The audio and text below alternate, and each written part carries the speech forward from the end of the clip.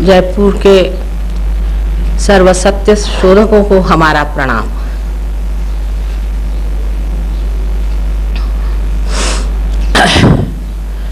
जीवन में हर मनुष्य अपनी धारणा के बूते पर रहता है। जो भी धारणा वो बना लेता है उसके सहारे वो जीता है। लेकिन एक कगार ऐसी जिंदगी में आ जाती है जहाँ पर जाकर वो ये सोचता है कि मैंने आज तक जो सोचा, जो धारणाएं ली, वो फलीभूत नहीं, उससे मैंने आनंद की प्राप्ति नहीं की, उससे मुझे समाधान नहीं मिला, उससे मैंने शांति प्राप्त नहीं की। जब वो कगार मनुष्य के सामने खड़ी हो जाती है तब वो अपनी धारणाओं के प्रति शंकित हो जाता है और उस वक्त वो ढूंढने लग जाता है कि इससे परे कौन सी चीज़ है, इससे परे कौन सी दुनिया है जिसे मुझे प्राप्त करना। ये जब शुरुआत हो जाती है तभी हम कह सकते हैं कि मनुष्य एक साधक बन जाता है।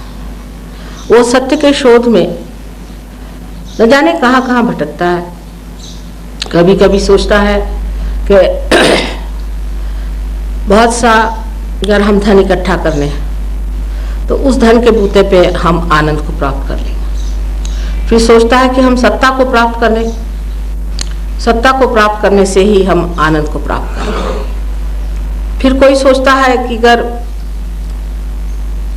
हम किसी मनुष्य मात्र को प्रेम करें तो उसी से हम सुख को प्राप्त कर लें।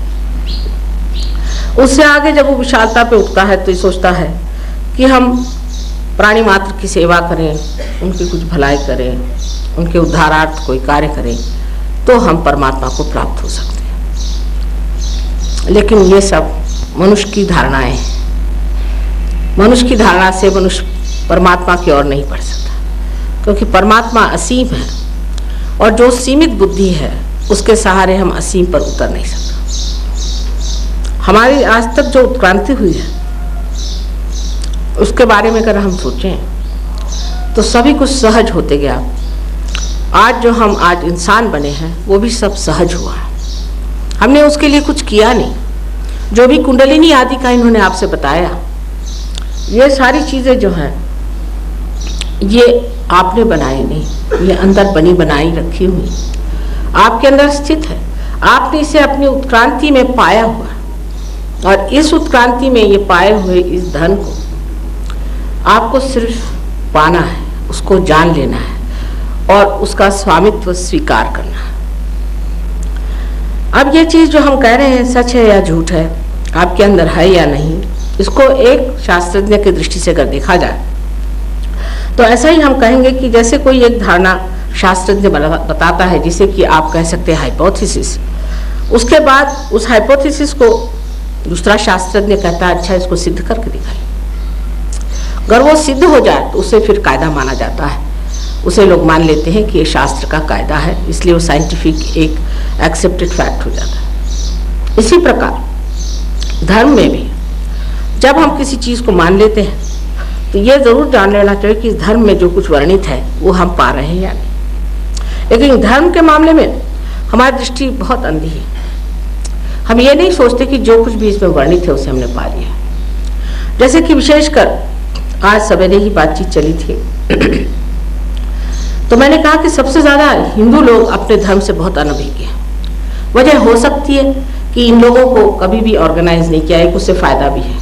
अगर कोई धर्म आप ज़्यादा से ज़रूरत से ज़्यादा ऑर्गेनाइज कर लिए तो आदमी ऐसा बन जाता है जैसे कि किसी बैल को या किसी घोड़े को आपने आँख के सामने कुछ बांध दिया हो।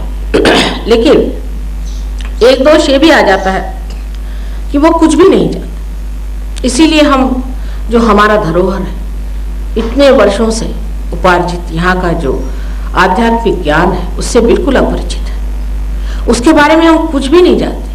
बड़ी आश्चर्य की बात है कि कितने ही लोगों को मैं जब कुंडली नहीं कहती हूँ तो वो सोचते हैं मैं कुंडली की बात कर रही हूँ, जिसे कि हॉरोस्कोप है।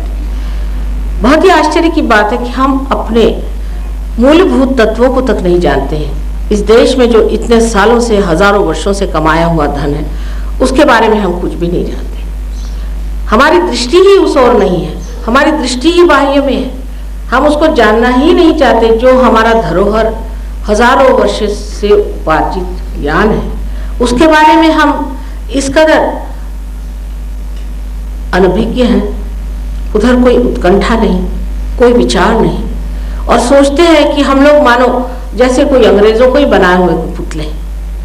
इसके अलावा और हम चीज सोच नहीं पाते कि कितनी बड़ी परंपरा, कितनी बड़ी संपदा इस देश में हमारे लिए हमारे पूर्वज छोड़ गए। अब कहने की बात यह है कि हमारे अंदर ये संस्था पूरी स्थित है, पूरी तरह से विराजमान है। लेकिन सत्य को पाने वाले को पहले जान लेना चाहिए कि जो सत्य है सो है, उसे आप नहीं बना सकते। आप कहें कि नहीं हम तो ये सोचते हैं, हमारी ये धारणा सत्य के बारे में है, तो वो सत्य नहीं हो सकता। सत्य जो है सो है। एक नम्र विद्यार्थी की तरह से आपको ये जानना चाहिए कि अभी हमने सत्य को जाना नहीं, इसलिए जो सत्य होगा उसे हम जानेंगे और जानना चाहेंगे। जब तक ये हमारे अंदर विचार जागरूक नहीं होता है, तब तक हमारे अपने ही बनाए हुए पहाड़, बैरियर्स बने हुए हैं, उन पहाड़ों को लांघना बड़ा कठिन हो जाता है। सत्य क्या है? सत्य क्या चीज है? इसे हम कहते हैं सत्य। सत्य सत्य क्या चीज है? सत्य एक है सीधा साधा कि आप आत्मा है। आप शरीर, मन, बुद्धि, अहंकार आदि कुछ भी नहीं, आप सिर्फ आत्मा है। आप आत्मा है और वो आत्मा का प्रकाश अभी तक आपकी चेतना में या आपके चित्त में आया नहीं। जिस वक्त ये आपके चित्त में आ जाएगा तब आप जानेंगे कि ये आत्मा हमारे अंदर स्थित है, क्योंकि आपके नसों में, आपके सेंट्रल नर्वस सिस्टम में आप इसको महसूस कर पाएंगे। इसके लिए आपको कहीं किसी से पूछना नहीं पड़ेगा, आप इसको खुद जान जाइएगा कि आपके अंदर ये चीज चल रही है, ये आपके अंदर विराजमान है। अगर मैं आपसे कहूँ कि ये सृष्टि, आप सामने आ जाइए, आप सामने बैठे, आइए सामने बैठे। ये सृष्टि, चराचर सृष्टि किसी ऐसे बड़े भारी शक्ति के साथ चल रही है जो इस कार्य में पूरी तरह से संलग्न है। तो आपको विश्वास नहीं होगा, किंतु सोचिए कि ये जो फूल बनाए हैं, क्या हम ऐसे फूल बना सकते हैं? क्या इन फूलों से जो फल बनते हैं वो हम कर सकते हैं? कोई सा भी जीवित कार्य हम कर सकते हैं? जो कार्य करते हैं सो मरा हुआ। समझ लीजिए अगर कोई पेड़ मर गया, उससे हमने टेबल बना लिया तो सोच लिया बड़ा भारी काम कर लिया, मरे से मरी चीज बना ली।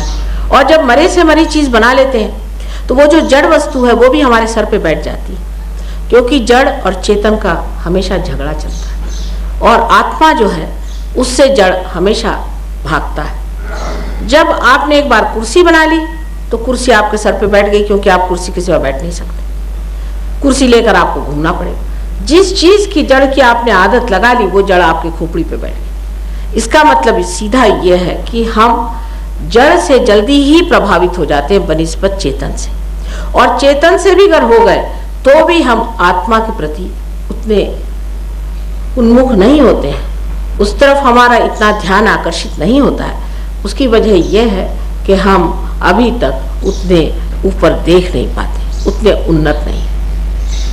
अब बहुत से संसार में ऐसे लोग हो गए जिन्होंने बड़े महत् कार्य करके परमात्मा के बारे में, उनके साम्राज्य के बारे में, उनके बड़प्पन के बारे में, कुंडलिनी के बारे में सब कुछ बताया हो। लेकिन ये किंवदंती हो गई। लोगों को लगता है कि ऐसी बातें हैं, भगवान कोई चीज़ है नहीं, ऐसी बातें चल रही हैं। लोग भगवान की बात मात्र करते हैं और भगवान के नाम पर पैसा खसोटना, किसी में झगड़ा लगाना, किसी में परेशानी में डालना, मंदिरों में चरस बेचना आदि सब गंदे गंदे काम करते रहते हैं, और भगवान कोई चीज़ नहीं।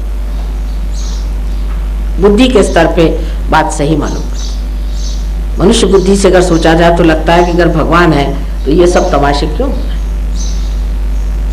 इसी प्रकार एक बार अल्जीरिया में बहुत से लोगों ने ये सोचा कि अगर अब फंडामेंटलिस्ट लोग यहाँ पर आ जाएं तो ये लोग आकर के वही हाल करेंगे जो खोमेनी ने किया हुआ है। इस वजह से वहाँ के बहुत से तरुण लोगों ने ये सोचा कि बेहतर है कि हम लोग कोई कम्युनिज्म को ही प्राप्त करें, उसी का अवलंबन करने से ही हम बच सकते। तो वो लोग कम्युनिस्ट हो गए। 500 लोगों ने एक अपनी कम्युनिस्ट पार्टी स्थापित की। उनमें से एक भूला भटका लंदन चला आया और सहयोग में घुस गया। पता नहीं कैसे वो आया बेचारा, और उसके बाद वो पार हो गया। बहुत ही होशियार लड़का है, बहुत शुद्ध प्रकृति का लड़का, मुसलमान लेकिन बहुत शुद्ध प्रकृति का। जब उसने पाया, उसने जाकर बताया कि नहीं भगवान तो है, लेकिन अभी हमने पाया नहीं था। 500 आदमियों को उन्होंने पार करा दिया और सबको प्लेन से लंदन लाए। लेकिन उन लोगों में जो उत्कंठा थी वो बड़ी जबरदस्त और गहन सी, बड़ी आंतरिक थी। जब तक इस तरह की आंतरिक इच्छा मनुष्य में सत्य को जानने की न हो, तब तक वो सत्य को प्राप्त करके भी खो सकता है।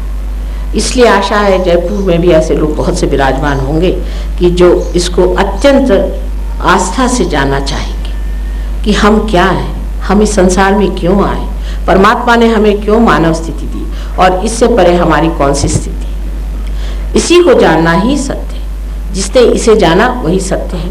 बाकी तो आदि शंकराचार्य जी ने कहा ही हुआ है कि एक आत्मा ही, एक ब्रह्म ही सत्य है और बाकी सब भ्रम है।